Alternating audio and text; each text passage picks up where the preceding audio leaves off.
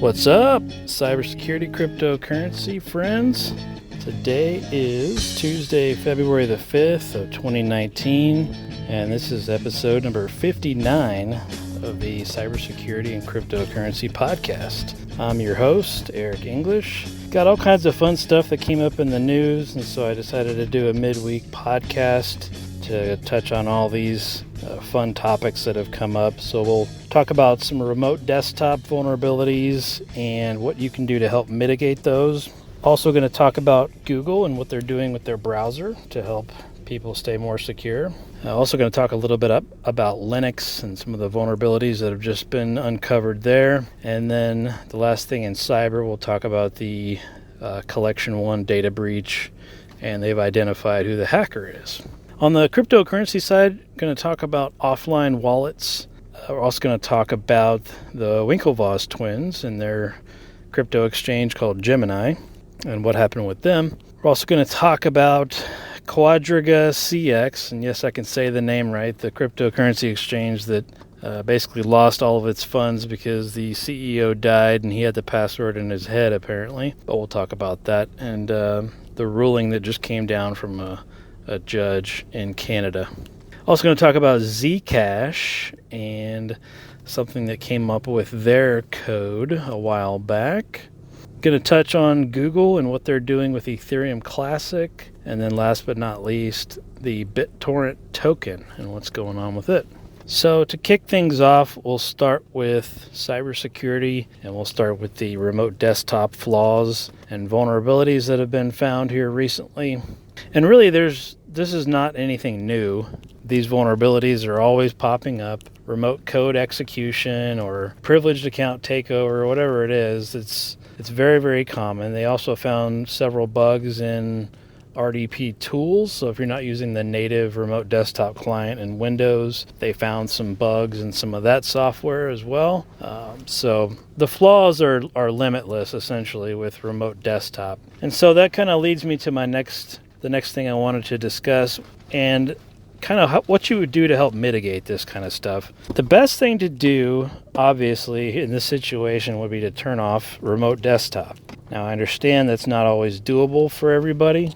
So if you absolutely have to have it turned on, get some sort of multi-factor that requires you to do some sort of two-factor authentication to log in to whatever system it is via remote desktop. But ideally, you'd close off any remote desktop ports. And the biggest thing is to close off remote desktop ports that you may have opened up to the internet. It doesn't matter if you've changed the port number. People do that. So instead of using 3389, you change it to 10,050. It doesn't matter what the port is. People can still scan and see what services are running and then continue on doing their exploits. So just because you've changed port does not mean you've made it secure or you've, skated by good attackers. So turn off remote desktop and instead use a VPN to your network and then remote desktop. That would be more ideal if you just have to do remote desktop. The other ways you can get into these systems is an RMM tool, a remote management sort of tool where you can, there's several out there, Kaseya or Manage Engine, any one of these remote management tools. They've got remote access built into these tools, and you basically install the agent on all of your computers, and through this RMM tool, you can remotely access those computers. And you could also enforce multi-factor to get into the RMM tool. And then you can just disable RDP altogether, which would be the biggest, I think, it would be the biggest help turning off RDP altogether. So check out some of those RMM tools. If you use remote desktop heavily in your environment, I would highly recommend to get away from it and disable RDP through a group policy. That way none of your systems can be RDP'd into. And again, these are just, based on all of these vulnerabilities that come up. There was a big remote code execution one, and it's just because remote desktop is enabled. And if you can see that port on the internet, then you can exploit it essentially. Or even if you're in somebody's internal network and they've got RDP turned on, you can exploit these. So ideal situation would be to turn off RDP altogether and get some sort of RMM tool. Or You could always go with something like TeamViewer or LogMeIn or any one of those too. But again, the biggest thing you want to do is just turn off RDP externally. That way it's not available on the internet. Even if you change the port number, turn it off. All right, some other news in cybersecurity. Google and their browser Chrome, they came out with a new plugin that helps you determine whether or not your passwords are reused and what kind of privacy issues there might be. Sort of like a have I been pwned kind of add-in, I guess, if you will, for Google Chrome. Now, it only works, obviously, if you save your passwords in Google Chrome. You can use this extension to see how many times you've reused a password and see which passwords may have been compromised already. So that's a pretty cool thing that Google's doing there, so check that out when you get some time. It's pretty slick. Now, people are concerned that, is Google going to see all my passwords? And the answer is no. All it's doing is doing everything it can locally on your computer, and then obviously reading databases externally that show like the massive leaks of passwords. They sift through all of those and see if any of yours match up with that. But outside of that, no, they're not going to see what your passwords are, and they're not going to send it all to Google. People were concerned about that too. So everything we've seen so far, they don't send anything out to Google whatsoever. So that's a good thing. Some other news here in cybersecurity, there was a big Linux vulnerability called Speak Up, and it was pretty massive. It's a backdoor into Linux. Basically, it was a kernel vulnerability. So this one was pretty massive. If you run anything with Linux, now is the time to get on there and patch it. This affected multiple different flavors of Linux. It lists all the different operating systems that this affected in the news article here, but it was quite a few, so chances are that yours is probably in this list. Ubuntu was one of them, and any sort of spin-off of Ubuntu, like I think there's another one called Kubuntu and several others. All of those type of things would also be affected by this bug too. So make sure you get those patches for that kernel vulnerability. Again, it's called Speak Up. And last thing in cybersecurity, we heard about the big data dump that was done by the hackers. They did Collection 1, Collection 2, and Collection 3, and they identified who the hacker was, or at least his moniker, if you will. It's Corpse, I guess is how you say it. C0RPZ. Easy enough for me to say, right? Corpse. So anyway, this guy is apparently the guy that did all of this. And, they released all three of these collections of data. And, the first one was, I think, 87 gigs of data or something like that. But then you add up all of the other ones, the entire set of compromised credentials was 993 gigs worth of data. Holy crap, that's a lot of passwords. 993 gigs of passwords. Goodness gracious, that is a ton. The thing I want to know is where did all these come from and which systems did they come from? But regardless, this is a great reminder not to reuse those passwords. Get a password manager like Dashlane and do not reuse those passwords, because this is exactly why. So make sure you're generating random passwords for all the sites that you visit, and you can do so with those password managers, and makes your life a lot easier and more secure. So scary stuff there with the amount, just the sheer volume of passwords that were compromised. That's just staggering to see. All right, jumping over to cryptocurrency stuff. There's a whole lot of, push for these offline wallets and paper wallets and hardware wallets and all this stuff. I guess maybe I'm misunderstanding here, but the wallets aren't really going to be ever offline. All you're doing is you're stashing your private keys. So technically the wallet is still online. Doesn't matter if you print it out on paper or if you put it on a USB stick of some sort and stick it in your safe or whatever. Your wallet is still technically online. You're just storing your private keys away so that nobody can get those private keys, because if somebody does get your private keys, then you can restore your wallet from anywhere. So I think there's a big misconception about these hardware wallets and people say that they're taking them offline, but that's actually not the case. They're technically still online. You're just protecting your private keys. So, I mean, unless I'm completely misunderstanding it, that's what it is. And all these hardware wallets that are out there, I kind of just laugh at them because they talk about it's military grade encryption and it's offline storage. And I mean, I guess technically it's the storage medium is offline, but your wallet is still online. It never goes offline.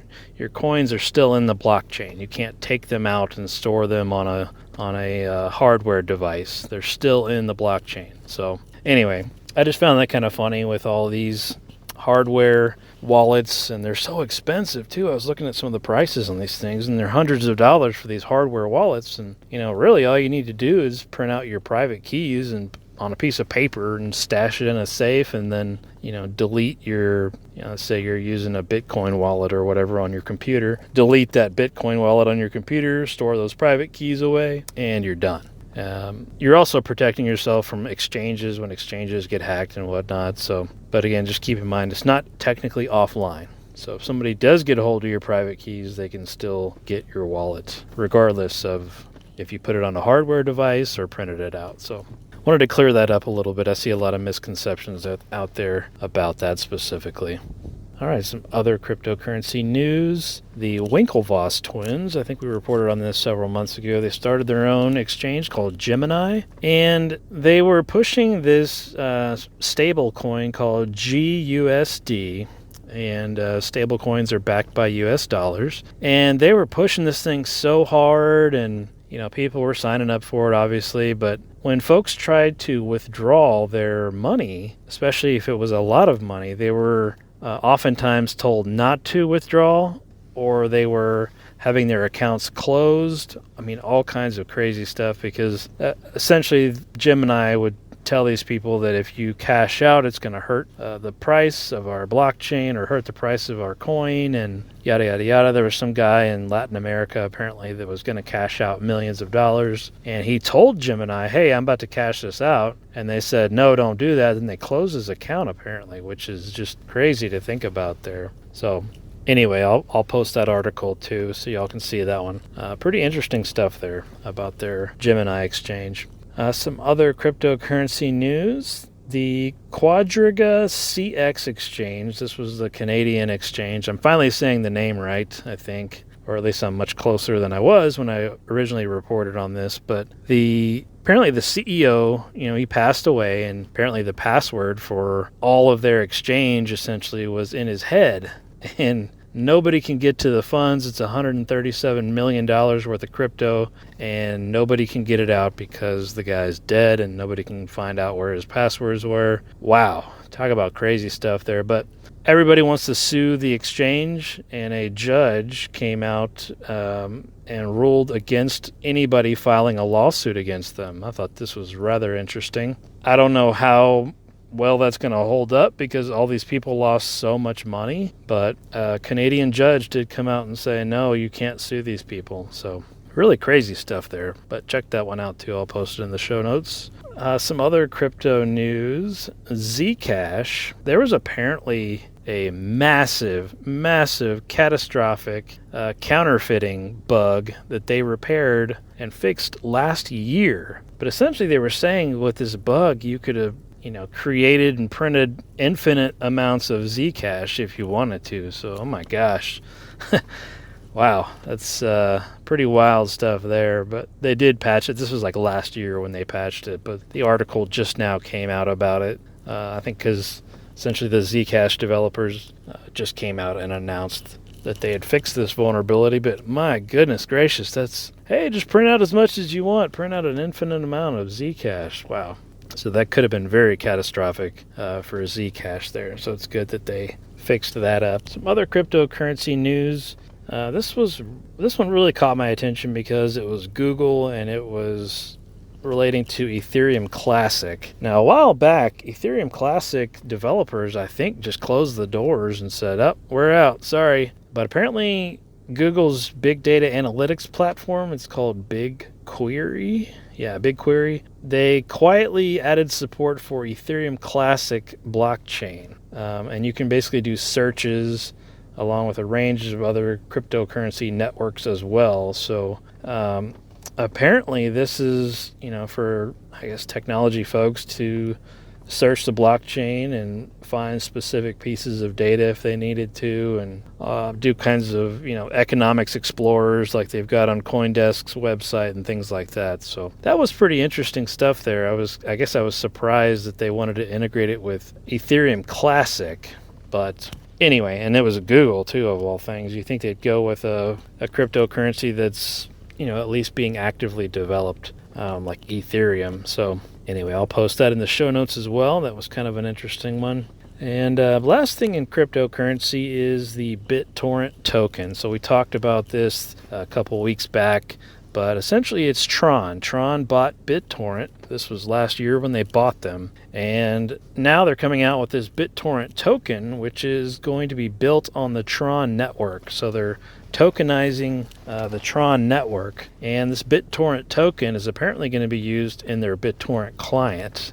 And I think this is where they pay you out for seeding and whatnot. But apparently the price of this BitTorrent token is 6 times what its ICO price was. So the value of it's going crazy, so that's good to see. But if you got in on the ICO, you're probably feeling really good about yourself right now because it's 6 times what it was. So you're probably making some good money off of that. But check that one out too. I'll put it in the show notes for you. All right, folks, that's all I've got for today. I want to thank our sponsor, Southern Graphics T-Shirt Company. Their website's southerngraphicst-shirt.co.com. Go check them out for all kinds of funny T-shirts and whatnot. If you go to their homepage, there's a link to their Etsy store. You can click on that. And if you enter the promo code Valentine's 2019, you get 15% off anything in their Etsy store. Valentine's is all caps. Valentine's 2019 for 15% off. So go check them out. If you want to follow me on Twitter, I'm at eEnglish34. Again, it's at eEnglish34 on Twitter, so you can follow me on there. All right, folks, thanks for listening, and we'll talk again soon.